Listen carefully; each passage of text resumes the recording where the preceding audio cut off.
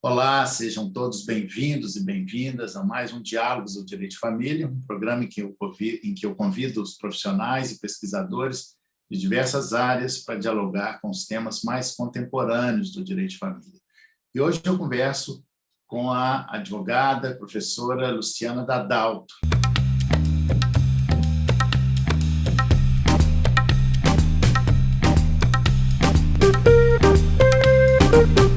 Luciana Dadalto, ela se especializou em direito médico e foi desenvolvendo a sua carreira brilhante e tem um livro, que é um livro inédito no Brasil, que já está na 5ª edição, que é o Testamento Vital.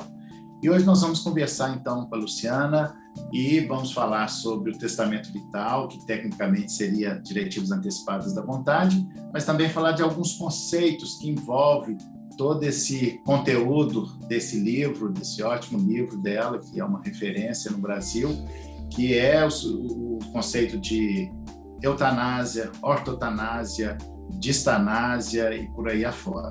Bem, tudo isso está ligado a um problema, uma grande dificuldade que todos nós temos, que é do ser humano, que é a dificuldade de deparar-se com a sua finitude, com a sua morte.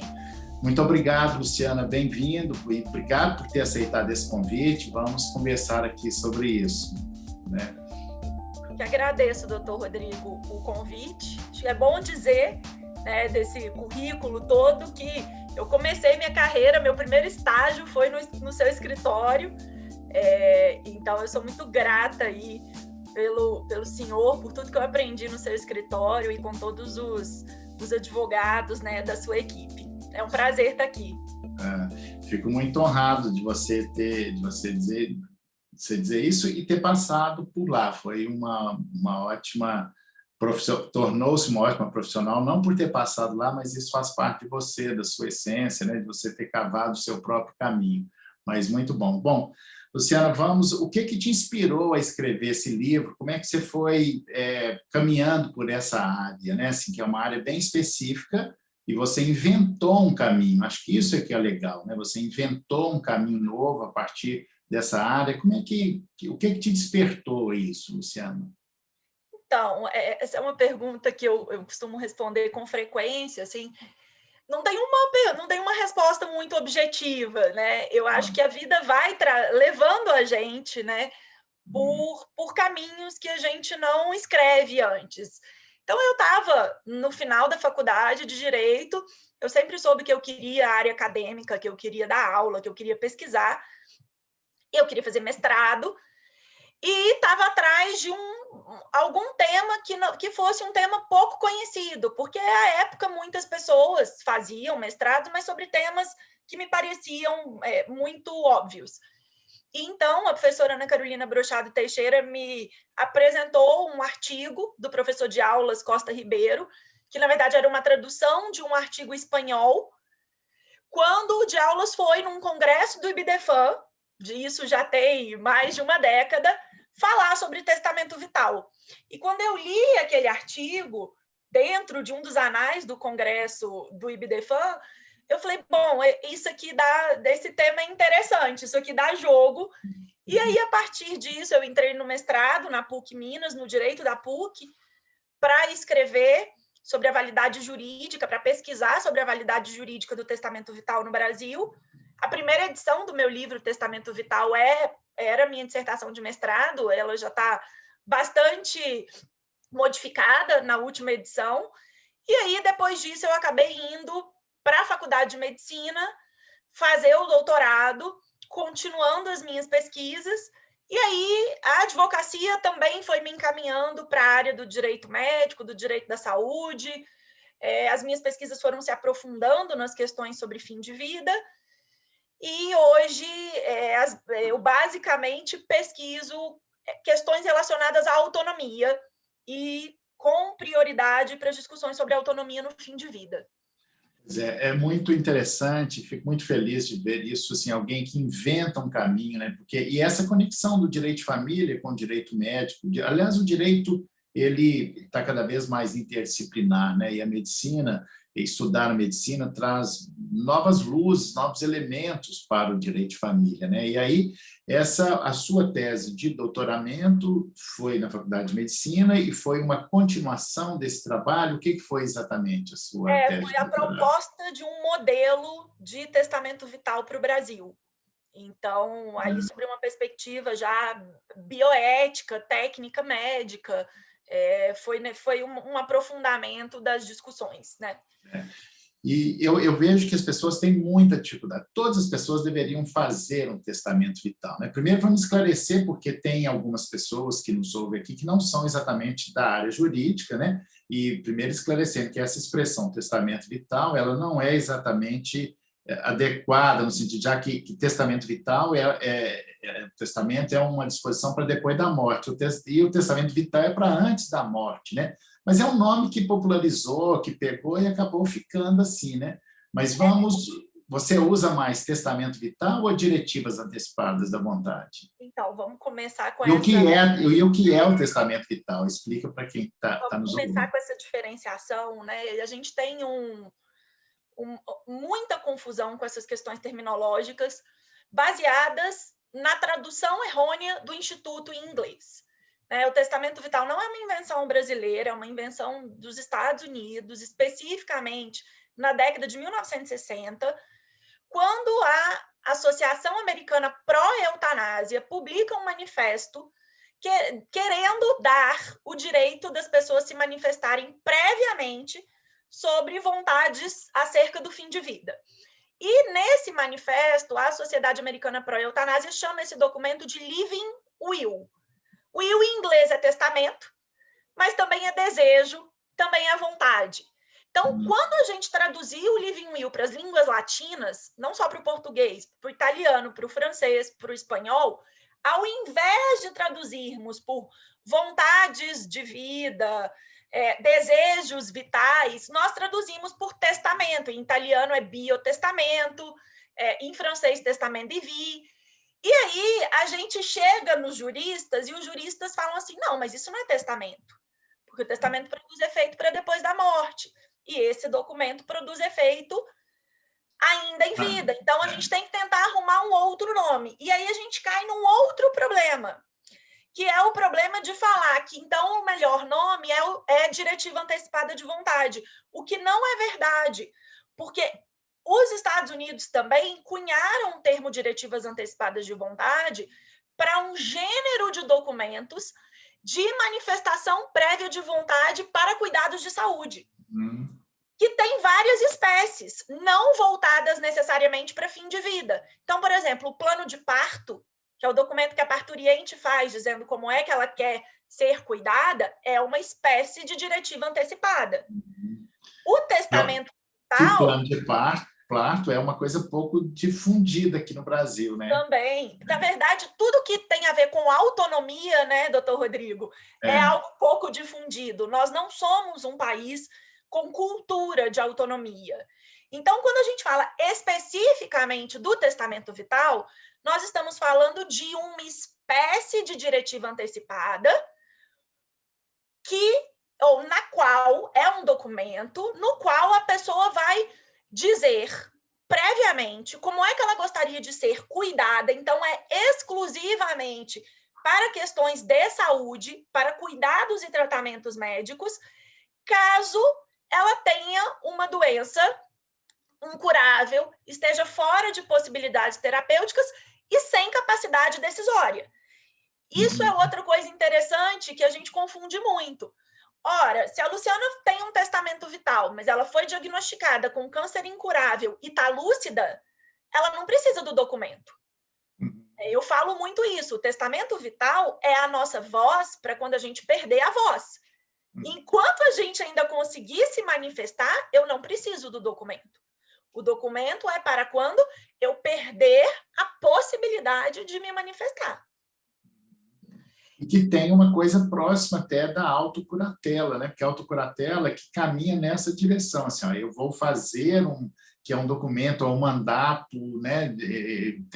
Tem alguns conceitos que se aproximam muito aí, né? Mas é interessante distinção que a diretivas antecipadas é o gênero, né? E o testamento vital, entre aspas, seria uma espécie, né? E aí a Interessante gente isso. tem outras espécies, né? A gente tem as ordens de não reanimação, a gente tem as chamadas diretivas psiquiátricas, nós temos a última criada nos Estados Unidos, se chama diretivas para demência, que são documentos específicos para demência. Mas eu penso, doutor Rodrigo, que assim, nós no Brasil, a minha sensação com esse tema testamento vital e diretivas é que tem muita gente falando sobre o tema sem conhecer a origem, né? Sem ir lá na década de 60 e fazer o histórico inteiro, ver como os Estados Unidos lidaram com essas questões. E tem muita gente querendo achar ou transformar o testamento vital ou o que tem se chamado de diretivas num documento que cabe qualquer coisa. E aí a gente perde a essência. Porque quando eu falo, né, o senhor falou, todo mundo deveria fazer um testamento vital. Quando eu falo em fazer um testamento vital, eu não estou falando de uma coisa simples. Sabe, assim, e esse é o perigo, né, da banalização desses institutos, né, que eu acho que isso, por isso eu convidei você para a gente fazer esse diálogo aqui, porque eu noto que tem uma banalização desse instituto e você, para mim, é a autoridade no Brasil que fala sobre esse assunto, né, e é importante esclarecer para a gente não banalizar o instituto, né, mas desculpa, eu abri um parênteses na sua fala e não, mas eu acho que a gente precisa, porque, por exemplo, se eu trouxe a autocuratela, é muito comum ver pessoas dizendo autocuratela e diretiva são a mesma coisa. Ou eu deveria trazer o testamento vital para dentro da autocuratela. A gente esquece que nós estamos falando de institutos diferentes, com objetivos diferentes e mais do que isso, que para serem feitos dependem de reflexões diferentes. Na autocuratela, a minha reflexão é quem vai tomar conta de mim, né? Quem vai me representar legalmente quando eu perder a minha capacidade civil? Perder a capacidade decisória, a tomada para decisão em saúde, não é a mesma coisa que perder a capacidade civil. E aí a gente vai embolando esses conceitos, né, que a gente tem visto, nós advogados temos visto esses conceitos serem confundidos com tomada de decisão apoiada, curatela, as alterações do Estatuto da Pessoa com Deficiência. Mas isso se dá, na minha opinião, muito porque nós, na nossa vontade de jogar o nome testamento vital para debaixo do tapete, a gente foi arrumando, né, criando novas criaturas que não existem. E aí a gente se perdeu no meio do caminho. Então, eu lembro que a minha dissertação de mestrado, lá em 2009, eu propus, o meu orientador de mestrado foi o professor Valcir, que é um grande familiarista, inclusive, eu propus que a gente substituísse o nome testamento vital por declaração prévia de vontade, eu nem lembro mais, mas acho que era declaração prévia de vontade do paciente terminal, não sei. Hoje, eu já falo, gente, vamos simplificar a vida? O nome é ruim, a tradução é ruim, é horrorosa, mas é isso que a gente tem. Se você chegar na Espanha e falar em testamento vital, todo mundo vai saber o que você está falando. Se você falar na Itália, na França. Então, esse é o nome que a gente tem. Vamos parar de brigar com o nome e brigar para implementar o direito? E eu percebo que muita gente está chegando agora sem conhecer esse passado e continua querendo brigar com o nome. E aí a gente perde completamente a efetivação do direito. Sim, porque as palavras elas têm força e poder, e a expressão testamento vital ela adquiriu uma força e um poder, né? Ou seja, mais do que um significado, ela traz consigo um significante que é esse sentido que a palavra tem, mais além do que o seu conceito, mas ela expressa isso e é uma coisa que popularizou, né? Então, é uma expressão que pegou, assim como tem lei que pega, lei que não pega, né? Por exemplo, quando você fala de lei da alienação parental, todo mundo sabe o que é alienação. Lei Maria da Penha, né? Testamento vital é uma expressão que pegou. Então, vamos voltar, vamos continuar usando testamento vital, né? Isso é bastante esclarecedor, porque as palavras elas são importantes e acho que falar testamento vital, acho que ela vai mais ao ponto, ela diz mais, né? Apesar dessa questão aí que já falamos, mas vamos usá-la. Agora, o testamento vital, ele toca num assunto muito importante, que é a palavra de ordem da contemporaneidade, que é a grande questão do direito civil, do direito de família, que é a autonomia, né? Porque nós, aliás, em duas questões, quando nós falamos de autonomia, que é de testamento vital, que é a autonomia e o deparar-se com a morte, deparar-se com a morte com autonomia, né? Poder preservar essa autonomia até o fim da vida. Então, são dois assuntos. Falar de morte é uma coisa que todo mundo evita, tanto é que, no Brasil, apenas 5% das sucessões hereditárias elas são feitas com testamento, né? Testamento vital, então, as pessoas quase não fazem, né? Tem crescido esse movimento no mundo e no Brasil, né? Graças a essas, inclusive ao seu trabalho de esclarecimento, né? Mas isso toca em dois assuntos muito importantes. Eu queria que é a autonomia, vamos falar disso, que aí se desdobra em vários outros conceitos que vamos falar dele aqui, né? Que encosta, confunde, mistura o conceito de eutanásia, ortotanásia, todos esses conceitos. Mas antes da gente falar desses conceitos, que são muito importantes, porque isso nos traz uma reflexão ética também, né, Luciana? Vamos falar um pouco dessa dificuldade. Eu queria, já que você passou pela Faculdade de Medicina, onde as pessoas se deparam com a morte mais de perto, né? Como é que é essa história que você trabalhou, imagino que tenha trabalhado, essa história da morte, né? Que é a morte digna e tal. E fala um pouco, assim, foi muito... Você acha isso mesmo, que assim, as pessoas continuam com essa... tem melhorado um pouco essa dificuldade do deparar-se com a morte? O que você pode falar para a gente sobre isso? Doutor Rodrigo, na fala do senhor eu lembrei do Atul Gawande, que é um médico americano com ascendência indiana e que tem o livro que eu considero o melhor livro publicado no mundo sobre as discussões acerca da finitude, que se chama Mortais. É um livro traduzido para o Brasil, já muito vendido, vale super a pena. E o Gawande começa o livro dele dizendo assim: aprendi muitas coisas na faculdade de medicina, mas a mortalidade não foi uma delas. Então, essa é uma realidade da nossa contemporaneidade. Nós não falamos sobre morte, independente da área de formação. No direito, então, a gente fala sobre morte só no direito das sucessões. Né? E lá no início da personalidade, para estudar como é que a personalidade começa e como é que ela termina. Mas a gente não trata a morte, né, de uma forma mais aprofundada, a gente não prepara o profissional do direito para lidar com o cliente que está morrendo, com o pedido de medicamento para aquele cliente que o médico negou o acesso ao diagnóstico. Então, essa ideia de que os médicos lidam melhor, ela não é real. Na verdade, a sociedade ocidental como um todo tem muita dificuldade de lidar com a morte, isso tem um caráter também religioso e moralista muito forte, mas é interessante quando a gente vê esses dados, mesmo quando a gente vê os poucos dados sobre testamento patrimonial, que as pessoas pensam, eu vou resolver questões burocráticas. Então, vai resolver questões burocráticas e o dono da vida não vai estar mais aqui. Agora, quando você diz para a pessoa, pense sobre como você quer a sua morte, aí o negócio fica mais difícil ainda, porque ela vai falar, imagina, deixa... Né? Deus sabe como é que vai ser.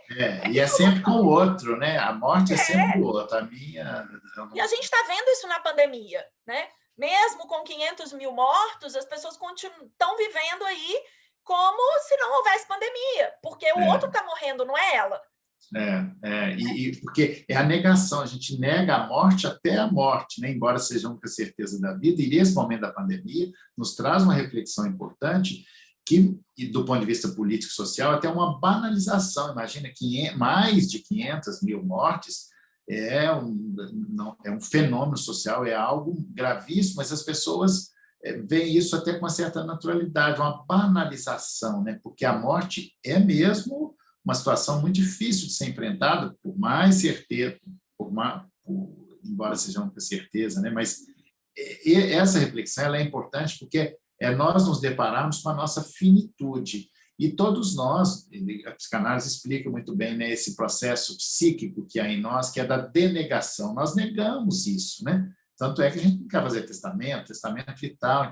Então essa negação, né, é que eu imagino que você tenha se deparado com isso, essa coisa da morte. Queria até que você falasse novamente o nome do livro, que acho que deve ter muita gente interessada, né, o nome do autor e o nome do livro, depois a gente coloca aqui.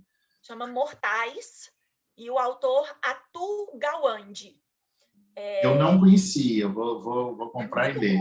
Vale, eu li esse livro quando ele foi lançado em inglês, antes de traduzir, e depois li a versão em português. Mas realmente é um livro que vale muito a pena. O Gawande é uma pessoa super atuante, tem muita coisa publicada, inclusive, sobre a pandemia, muitos artigos em grandes periódicos. Mas é essa discussão, né? É essa discussão de se a morte é a única certeza da vida, e esse é o grande clichê que a gente tem. A Organização Mundial de Saúde, antes da pandemia, dizia para a gente que 60% das mortes do mundo são causadas por doenças crônicas.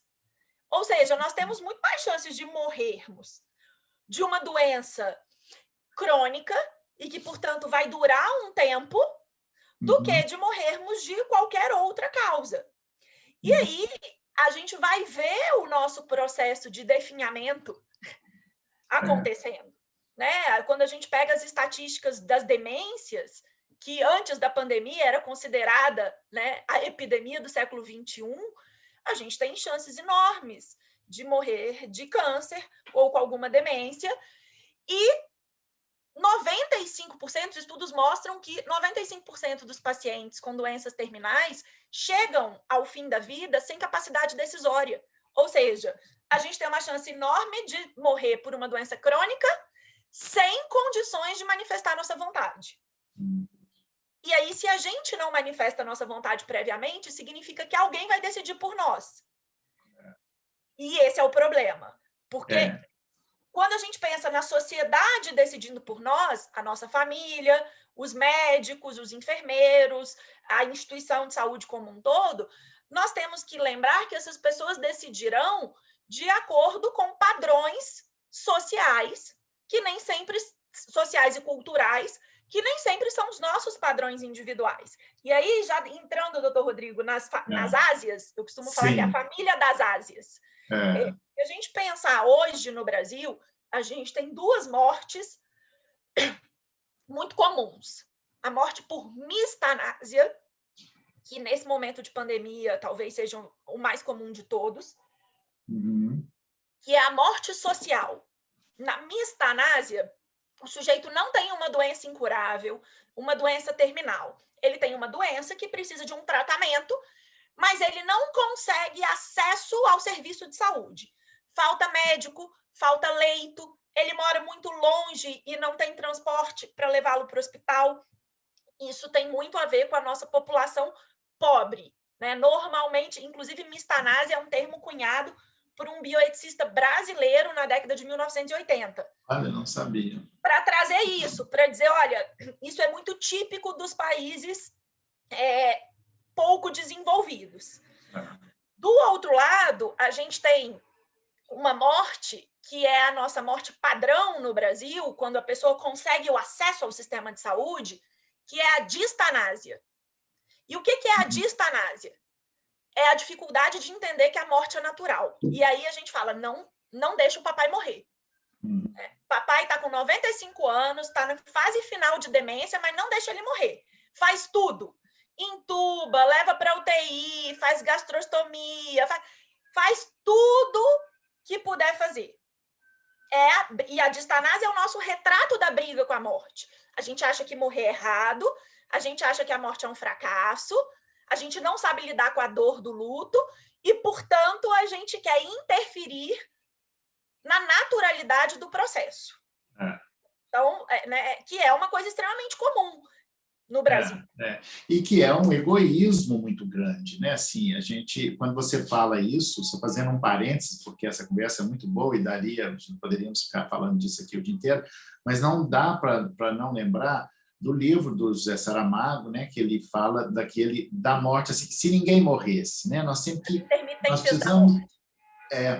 Então, esse livro, ele nos traz uma reflexão importante de como é que, olha, é preciso morrer, não tem jeito de não morrer, né? Assim, e quando é que nós vamos encarar isso de frente? Isso nos traz uma reflexão ética, mas também são elementos religiosos, são valores religiosos, né? As religiões, elas são importantes, até como sistema de limites e freios e tal, mas às vezes, ela tem um lado perverso, né? Assim, de nos tirar dessa naturalidade que você está falando, né? E é muito difícil, que toque talvez num egoísmo mesmo, né? Das pessoas. Mas, desculpa, você estava engatando um raciocínio ótimo, aí eu te cortei, Não, Luciano. imagina, já que o pessoal da edição vai ter trabalho, porque a gente está numa indicação de um monte de livro, né? O senhor falou de Intermitências da Morte, eu lembrei de Simone de Beauvoir, com Todos os Homens São Mortais, que também é um livro interessantíssimo sobre essa discussão da imortalidade. E aí, se a gente não morre, o que acontece com a gente? E essa é uma discussão que a gente precisa fazer, porque a distanásia tem muito disso, né, doutor Rodrigo? Então eu não quero deixar o meu pai morrer. Bom, então você não quer nunca, assim, você está partindo do pressuposto que ele nunca vai morrer, e aí a gente faz um efeito contrário, porque a gente não prolonga a vida, a gente prolonga o processo de morrer, porque aquilo ali que a pessoa está vivendo está muito é distante. um processo de morrer, né? Está muito distante de ser vida, né? Eu costumo dizer que, assim, eu gosto muito da dicotomia entre vida biológica e vida biográfica. Nós temos um apego com a vida biológica. Né? A gente acha que viver, estar vivo, significa o coração estar batendo e as funções encefálicas estarem ativas. Mas quando a gente pensa, por exemplo, uma pessoa em estado vegetativo persistente, olha, o coração dela está batendo, ela não tem critérios para declaração de morte encefálica, mas ela não se comunica com o meio ambiente, né? Ela não tem vida social, ou seja, ela não consegue exercer a biografia dela. E aí, quando a gente fala da distanásia, a gente está falando de um apego meramente a essa vida biológica. Eu não quero que o coração pare, nem que as funções encefálicas fiquem inativas, mas a gente esquece que tem muito, e na minha opinião, muito mais importante no conceito de vida é a nossa biografia, é a possibilidade de sermos quem nós somos, né, de exercermos a nossa pessoalidade. E na minha opinião, né, o senhor está trazendo as questões, né, culturais e religiosas acabam aparecendo. Que é essa ideia que se tem, eu não estou aqui falando de nenhuma religião propriamente dito, mas a cultura judaico-cristã tem muito essa história de que a vida é uma dádiva e que só Deus, e aí com os diferentes nomes, né, que a divindade pode ter, que só Deus tira essa vida. E eu me pergunto muito hoje, assim, que vida é essa?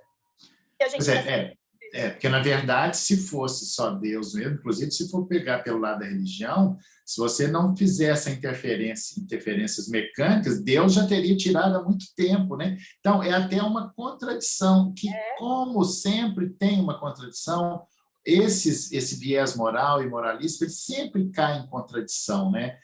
Porque se formos pegar na religião, bom, é Deus que tira, tá, mas eu estou forçando Deus não tirar, porque eu estou prolongando a vida, né? Isso o discurso moralista é sempre assim, né, Luciano? Participei de um programa que se chama Mude Minha Ideia, é uma iniciativa da GNT com o Quebrando Tabu, em que eu dialoguei com várias pessoas, era sobre eutanásia, eu dialoguei com várias pessoas que estavam tentando me fazer mudar de ideia e ser contra a eutanásia. E uma dessas pessoas foi um pastor. E eu questionei isso. Falei, mas espera, né? Se Deus... Né, como é que a gente faz com a distanásia? E aí a resposta é, Deus deu inteligência para o homem criar os métodos de prolongamento da vida. Então, assim, realmente é uma questão, dogma a gente não discute, né? Até porque, se discutir o dogma, você destrói o dogma, né? O dogma é isso, o dogma é inquestionável por isso, porque ele nem tem muita lógica, né? Porque se você for na lógica, você destrói o dogma. Mas essa reflexão é muito importante. Então, nós já falamos de mistanásia, distanásia. E aí, vamos lá. Vamos lá, então, Quando a gente discute, então, essa história da vida, né, a quem pertence a vida, e que vida é essa que pertence a nós ou a Deus, a gente vai chegar num ponto de discutir a eutanásia. O que é a eutanásia? É o direito que eu tenho de dizer eu não quero mais viver. Essa vida que eu estou vivendo, ela não me interessa. E eu quero auxílio de alguém para acabar com a minha vida. E esse alguém normalmente é um médico. A eutanásia não é algo que surgiu no século XXI. A gente tem eutanásia desde que o mundo é mundo, né? A gente tem história de eutanásia na Grécia Antiga, na Roma Antiga. É bom lembrar que a etimologia da palavra eutanásia significa morte boa, porque ela era considerada um ato de misericórdia, especialmente com guerreiros, né? Com aquelas pessoas que estavam na guerra e tinham um sofrimento que era fatal, mas que a pessoa definharia um tempo sofrendo, então alguém abreviava esse sofrimento. Hoje, a gente tem já a eutanásia legalizada em alguns países, né? Bélgica, Holanda, Luxemburgo, Canadá, Colômbia, Espanha acabou de legalizar, e cada legislação vai trazer critérios específicos, mas em linhas gerais, a eutanásia, onde temos leis que permitem, é um procedimento que está disponível para pacientes com doenças terminais ou com condições incuráveis. Por exemplo, é o caso clássico, paciente com glioblastoma multiforme grau 4. Esse nome feio diz para a gente do tumor cerebral mais agressivo que tem um prognóstico de vida muito curto na literatura, 6 meses mais ou menos. Então, essa pessoa diz, bom, eu já vou morrer mesmo, né? Eu vou morrer da doença. Porque se a gente pensar, e essas são discussões interessantes, mas se a gente ampliar o raciocínio, a gente vai chegar num ponto de todos nós somos mortais, todos somos finitos, todos estamos terminando. Mas, por isso que, inclusive, na área médica, a gente não usa mais o termo paciente terminal, mas sim paciente com doença terminal. Porque todos nós somos terminais, né? Como é interessante, só um parênteses, Luciana, como é que essas palavras, que eu escrevi um dicionário, então me interesso muito pelas palavras, o cuidado com as palavras, que é assim, como as palavras têm força e poder, né? Assim como em 2015, quando veio o Estatuto da Pessoa com Deficiência, que introduziu essa expressão pessoa com deficiência, para dar um ar de inclusão, porque todos nós, de alguma forma, temos alguma deficiência, né? Eu lembrei disso quando você fala disso, e como é importante, você vai mudando essas palavras, assim como a gente não fala mais interdição, fala curatela, porque não se interdita pessoas, não se interdita direitos. Então, essas palavras, elas são importantes de serem modificadas, mas só acrescentando aí um pouco o seu raciocínio, fecha o meu parênteses. Não, mas eu acho que essas discussões, a gente precisa entender de onde que as palavras vêm. E eu acho que compreender a história do termo eutanásia é muito importante. Então, quando a gente pensa em eutanásia hoje, no século XXI, no ano de 2021, nós estamos falando basicamente de um direito que alguns países concedem para pessoas que já têm um diagnóstico de uma doença incurável ou uma doença terminal, e essas pessoas vão receber o auxílio de um terceiro, normalmente um médico, que vai ativamente dar para essa pessoa uma substância letal que vai provocar a morte. Essa é a principal diferença da eutanásia para o suicídio assistido, que é outro termo que, apesar de não fazer parte da família das ásias, mas é muito confundido. O suicídio assistido, a gente tem um paciente com uma doença terminal, com uma condição incurável, que vai ser auxiliado por um terceiro, normalmente um médico, mas esse terceiro só prescreve a dose letal. Quem se auto-administra é o próprio paciente, por isso o suicídio, né? Por isso a ideia de que a pessoa, para ela mesma, dá fim à vida dela. Essa é a principal diferença da eutanásia e do suicídio assistido. Quem é o sujeito que pratica o ato final? Na eutanásia, o sujeito é um terceiro, normalmente um médico. No suicídio assistido, o sujeito é o próprio paciente, que foi assistido, e aqui não é de assistir como a gente assiste, como as pessoas estão assistindo a gente, TV. Mas é de auxílio, né? Sim. Auxiliado. Assistência. Exato. Auxiliado por alguém que prescreveu a dose letal. E aí, por conta dessa história dessas famílias, das Ásias, a gente chega num termo que é super controverso, que nós brasileiros usamos muito, que é o termo ortotanásia. Uhum. Em inglês, não existe essa expressão. Uhum. Não existe ortotanásia em inglês.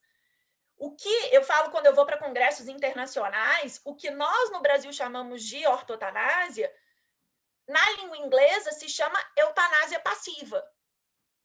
E o que é isso? E por que a gente tem essa dificuldade?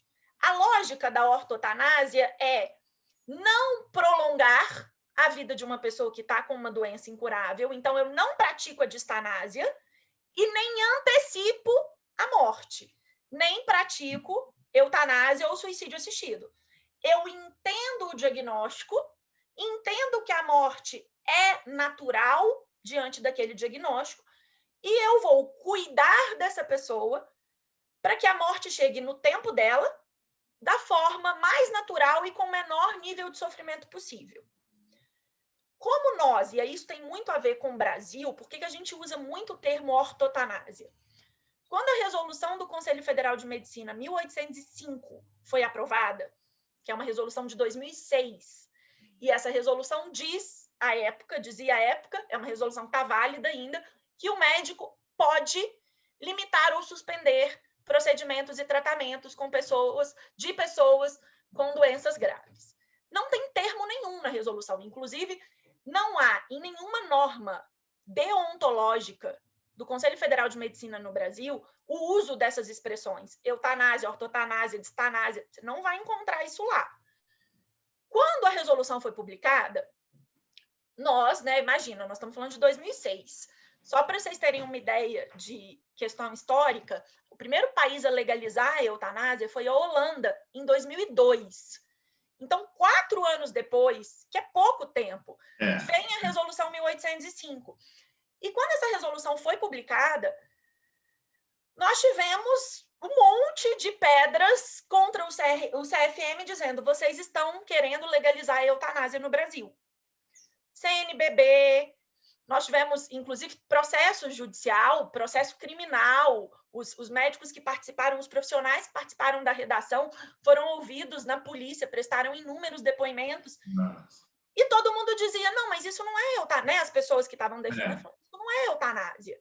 E aí a imprensa e a igreja como um todo dizia: mas é o que então? Se não é eutanásia, o que é?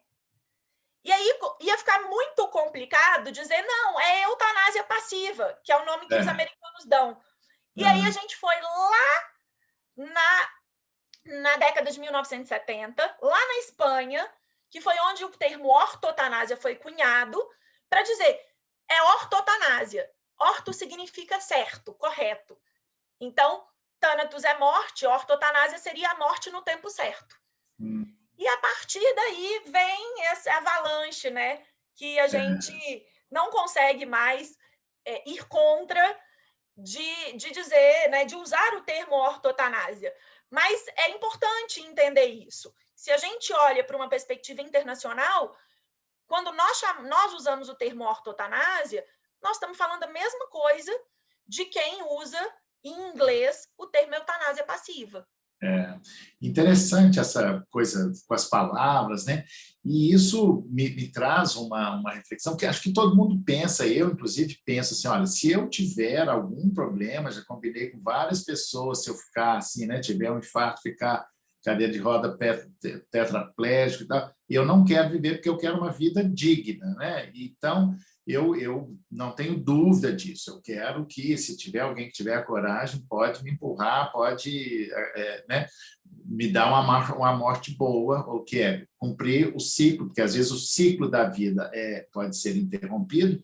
A grande parte, o ideal é que se cumpra um ciclo da vida natural, e que a gente, inclusive, entenda que aquele ciclo precisa acabar, a gente não tem que prolongar, mas alguns, por algum acidente de percurso, e todo mundo tem na cabeça: olha, ou grande parte das pessoas tem, se eu tiver isso, por favor, me dê um empurrãozinho que eu quero morrer. Todo mundo fala isso na consciência, na objetividade. Uma vez eu escutei o Drauzio Varela falando assim, olha, todo mundo fala isso, mas na hora que vai, quer agarrar na vida, né? Agarra na vida, e ainda que seja assim, aquele soprozinho de vida, né? Você que já trabalhou muito com isso, você acha que é assim mesmo, ou as pessoas se entregam mesmo? Porque eu, na minha consciência, eu me entregaria à morte. Não sei se, na sua experiência profissional, você já viu isso, se o Drauzio Varela tem razão, ou se a gente se entrega mesmo. Qual que é a sua opinião, Luciana, sobre isso?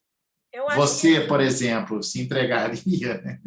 eu acho, doutor Rodrigo, que a gente não consegue, que é impossível generalizar, sabe? É, Assim, e existe um componente cultural e religioso importantíssimo nessa situação. Porque se eu entendo que a doença é um desígnio divino e que eu preciso passar por essa doença para extirpar, para pagar os meus pecados, etc., a gente vai ter processos distanásicos mais comuns. Se eu entendo que a vida pertence a mim, né, que eu tenho livre-arbítrio, que aí já é um termo não jurídico, né, mas mais é, filosófico, eu vou entender, né, como o senhor está dizendo. O próprio Drauzio tem um artigo que eu particularmente critico muito, um artigo que ele fala sobre suicídio assistido, em que ele diz assim, olha, eu já combinei com os amigos meus que se eu tiver numa situação X ou Y, eles vão me ajudar a morrer. E assim, essa ideia do alguém vai me ajudar a morrer é uma ideia muito romantizada também que a gente tem, muito por conta dos filmes, né? Tem muito filme, aquele Como Eu Era é, Antes de Você, que é um filme super romântico mesmo, né? É uma ficção. Então, a gente tem uma ideia de que essa morte, por exemplo, por suicídio assistido, quando a gente fala no turismo para a morte, todo mundo fala, se acontecer alguma coisa, eu vou lá para a Suíça morrer. E as pessoas acham que ir para a Suíça morrer seria algo maravilhoso.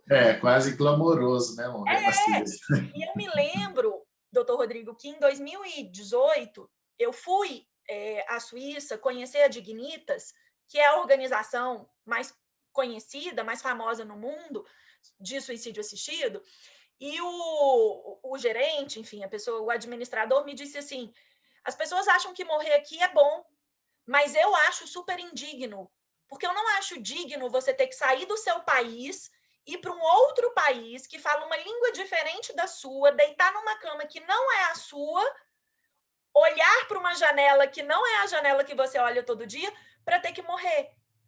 E aí é interessante, porque eu lembro que eu fiquei muito impactada com essa frase dele, porque a gente usa muito esse conceito, né? De morte digna, então eu vou para a Suíça. É, E ele me dizendo, não, isso não é digno. Isso é, assim, o menos pior para quem tem condições financeiras. É bom que se diga isso, ainda tem isso, né? ainda tem, Que quem não tem condições financeiras e quem não tem um amigo médico e quem não conhece ninguém vai sofrer. É bom que se diga que, assim, o Brasil é um dos países que menos usa morfina no mundo. E quando você fala assim, mas Luciana, morfina, você está falando de viciado.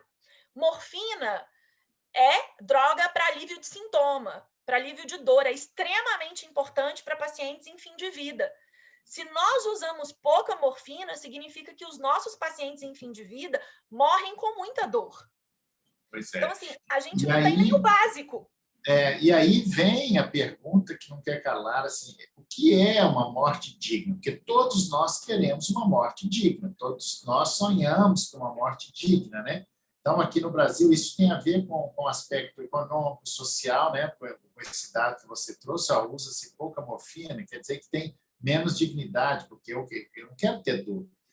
Como é que você chamaria, o que você chama de morte digna, por exemplo? Como é que você poderia dizer? Estou te apertando aí, mas essas Eu tenho, reflexões são importantes. eu tenho um artigo publicado na revista Pensar, que eu acho que é de 2019, final de 2019, que chama Morte Digna para quem? Porque existe no Brasil essa ideia de, então tá bom, Luciana, você está falando que falta morfina. Então, se eu der morfina, eu garanto a morte digna? A gente sempre tenta entender que é isso, então. Hoje, o meu entendimento é que quem vai me dizer o que é morte digna é o paciente. Para eu saber o que é uma morte digna, eu tenho que perguntar para ele. Só que se eu faço essa pergunta para um paciente brasileiro e ele me diz, para mim, morte digna, para mim, que estou com glioblastoma multiforme, morte digna seria ter acesso à eutanásia, a minha resposta como brasileira vai ser, infelizmente, isso eu não posso te dar. Então, eu entendo que a morte digna, quem vai me dizer o que é a outra pessoa, é o paciente. Só que para que eu consiga garantir que ele tenha dignidade no morrer, eu preciso estar em um país que aceite a autonomia desse paciente. Né? E a gente precisa entender, quando a gente pensa no Rodotà, falando do espaço, né, indecidibile per legislatore, que ele fala, olha, existem espaços de decisão que o legislador não pode tocar, que são muito pessoais. Eu entendo que a autonomia para morrer está dentro desse espaço.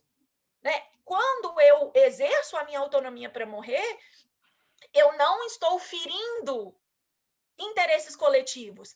Eu posso estar ferindo interesses ou ideologia, né? Eu posso estar ferindo ideologias, costumes moralistas, mas não interesses jurídicos coletivos. Então, para mim, né, o que é morte digna?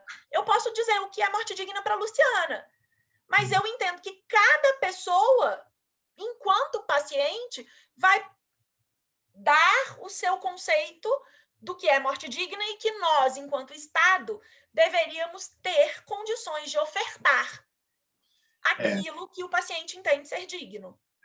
A gente começou falando de autonomia, acho que a gente está caminhando para o final dessa nossa conversa, mas não podemos deixar de falar, voltar ao assunto da autonomia, né? E eu quero lembrar, eu já tive vários clientes que suicidaram no meio do processo, porque o processo judicial ele acaba sendo um grande transtorno para a vida das pessoas, né? O processo, já disse, sempre gosto de repetir, o processo judicial é a materialização de uma realidade subjetiva e que muitas vezes é que ele se torna um gozo na expressão psicanalítica, que é esse misto, esse paradoxo do prazer e do sofrimento, e que traz sofrimento e que traz doenças e que traz morte. Eu já tive clientes que suicidaram, que tiveram câncer, que morreram no decorrer do processo. Mas tive clientes também que me procuraram para fazer testamento que queria suicidar. Olha a posição ética do advogado e a pergunta, e as perguntas às vezes são muito mais importantes do que as respostas, porque a gente tem que se perguntar sempre,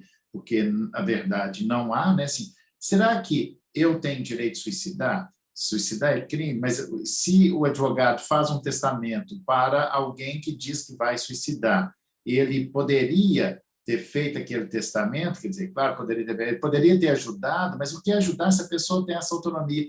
E aí a gente pode começar a fechar o nosso raciocínio com essa questão da autonomia nesse assunto tão difícil, né, de suicidar. Não sei se você já se deparou com essas reflexões, com casos assim, né? Eu me deparei, eu fiz o testamento e falo, bom, mas o que eu posso fazer? E será que é a autonomia da vontade, inclusive tirar a própria vida, né? Isso é uma questão muito difícil, muito complexa, né, Luciana? Como é que você vê isso?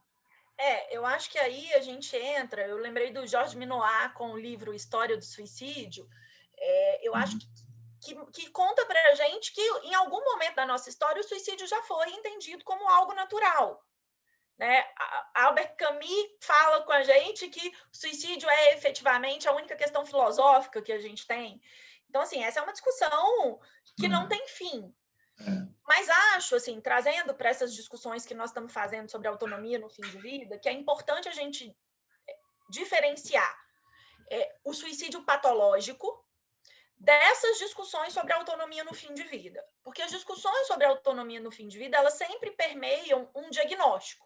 É uma doença grave, incurável, terminal ou uma condição incurável. No suicídio patológico, o que a psiquiatria vai dizer para a gente é que esse suicídio ele é um problema não apenas individual, ele é um problema social. Né? Tanto que o suicídio aumenta em grandes crises humanas, ou em grandes crises humanitárias. Então, a gente tem um suicídio que eu deveria ter condições de cuidar do paciente, inclusive de saúde, né, condições de políticas públicas específicas para a saúde mental, que é uma coisa que falta muito no Brasil.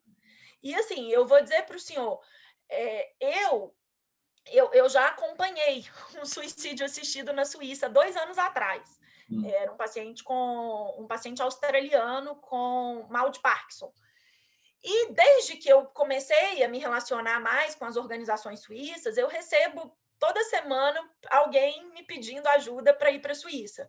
Mas a maior parte dessas pessoas são pessoas que têm uma doença mental, que têm um sofrimento mental. E eu, Luciana, entendo que o sofrimento mental, ele é, na maior parte das vezes, tratável com terapia, com medicação, com o que seja. E eu tenho muita dificuldade de reconhecer a autonomia, né, autonomos, condições de se autodeterminar para pessoas que estão em intenso sofrimento mental.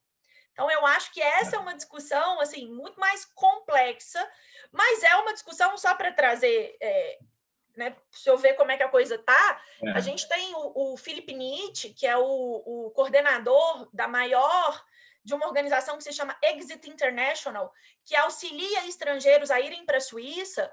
O Nietzsche, a tese atual dele é que o suicídio é um direito humano e que nós deveríamos, enquanto humanidade, dar condições mais dignas para aquele que quer se suicidar. Então, assim, essa é uma discussão super complexa, mas que a minha posição hoje, e eu, enquanto pesquisadora, sempre falo que quem pesquisa pode sempre mudar de opinião, porque a gente estuda, a gente reflete, mas a minha opinião hoje é que a gente precisa diferenciar, né, as discussões sobre o direito de morrer, sobre a autonomia para morrer, dessas discussões do suicídio patológico.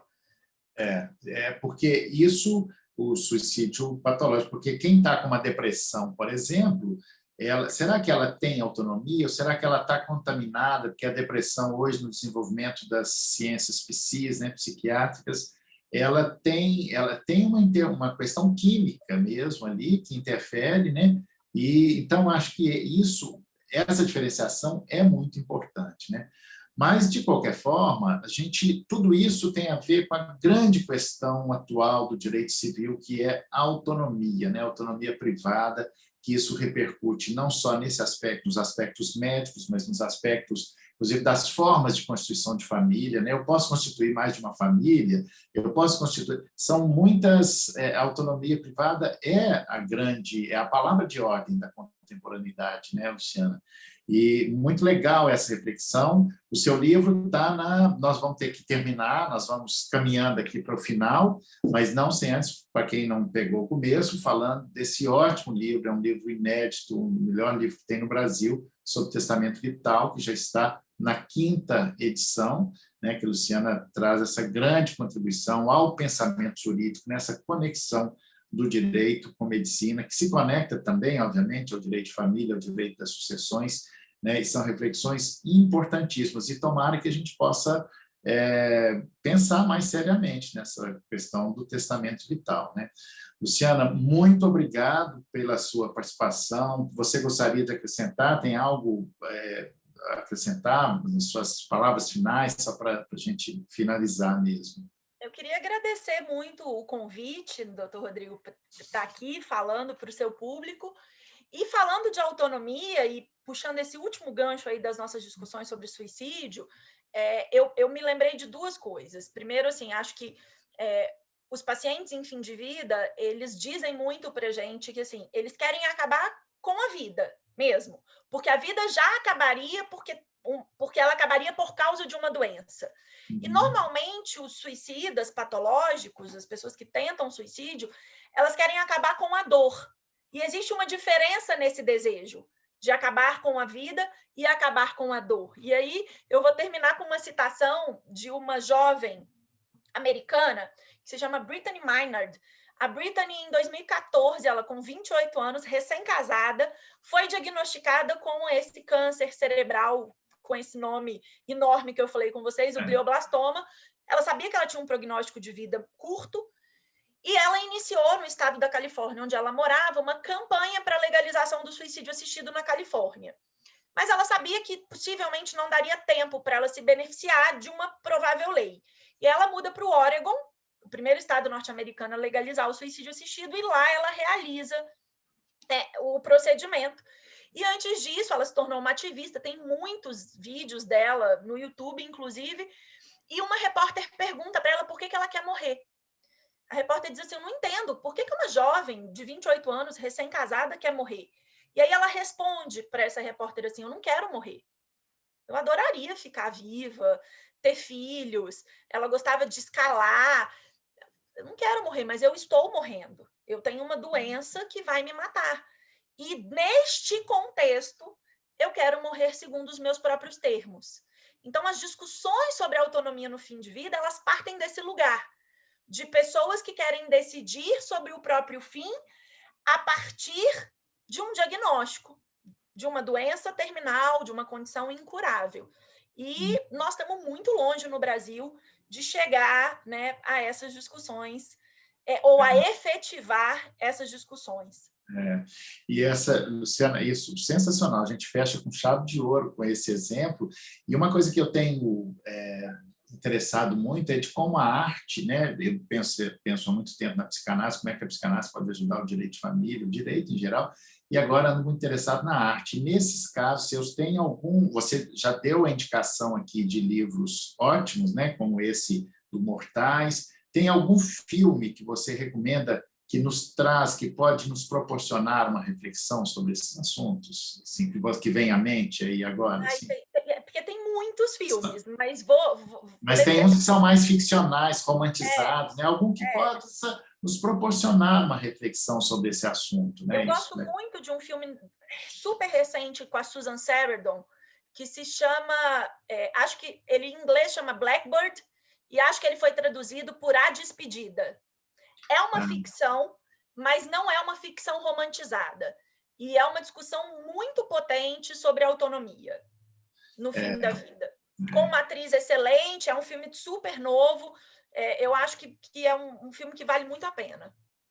Eu vou até inseri-lo. Eu tenho um livro em que eu faço, no final de cada capítulo, uma filmografia. Eu vou pegar esse livro, vou pesquisar sobre esse... Eu não vi ainda esse filme, e vou colocar lá na indicação da filmografia, que é essa ideia de fazer com que a arte possa nos ajudar a pensar o direito em arte. Ela diz o indizível, ela vai muito além. Então, e para todos esses assuntos, a arte já chegou antes, né? Acho que traz uma reflexão muito importante. Luciana, muito obrigado mais uma vez. E eu convido vocês a se inscreverem no canal, ativar o sininho e deixar o comentário aqui. Eu vou adorar saber, né, o que vocês acharam dessa conversa. E hoje nós conversamos, então, com Luciana Dadalto, advogada, professora, que tem um trabalho maravilhoso sobre testamento vital, essas reflexões sobre a autonomia privada e esse deparar-se com a morte. Muito obrigado, Luciana, e até a próxima. Até a próxima, doutor Rodrigo. Obrigada. Tchau.